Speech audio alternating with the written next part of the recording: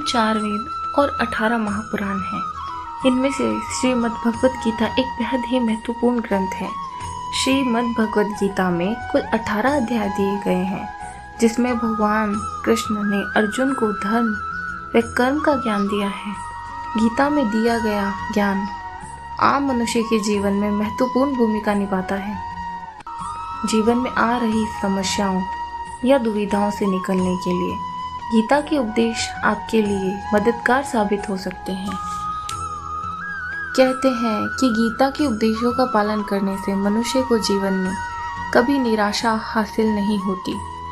यहाँ हम श्रीमद् भगवद गीता के ऐसे 5 उपदेशों के बारे में जानकारी दे रहे हैं, जिनका पालन कर आप हर क्षेत्र में सफलता हासिल कर सकते हैं।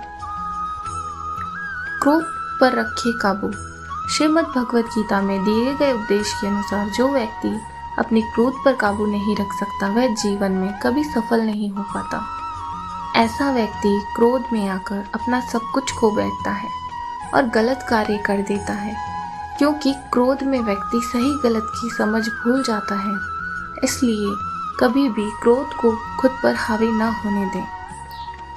पॉजिटिव सोच है ज़रूरी। गीता में दिए गए उपदेश के अनुसार मनुष्य को हमेशा सकारात्मक यानी पॉजिटिव सोच रखनी चाहिए, क्योंकि सकारात्मक सोच होने पर आप किसी भी काम को करने से पहले सोच विचार कर पाते हैं और परेशानियों का हल निकालने में सफल होते हैं। इसलिए अपनी सोच को हमेशा पॉजिटिव रखना चाहिए। मन पर करें नियंत्रण। गीता में भगवान श्री कृष्ण ने अर्जुन को उपदेश दिया था कि अपने मन को काबू में रखें। जिस व्यक्ति ने मन पर काबू पा लिया, वह बेकार की चिंताओं और इच्छाओं से दूर रहता है, साथ ही अपने लक्ष्य को प्राप्त कर पाता है। आत्ममंथन है जरूरी।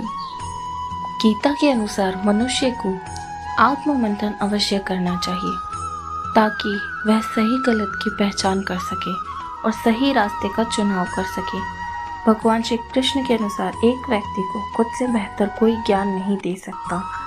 इसलिए मनुष्य को समय समय पर अपना आकलन भी करना चाहिए।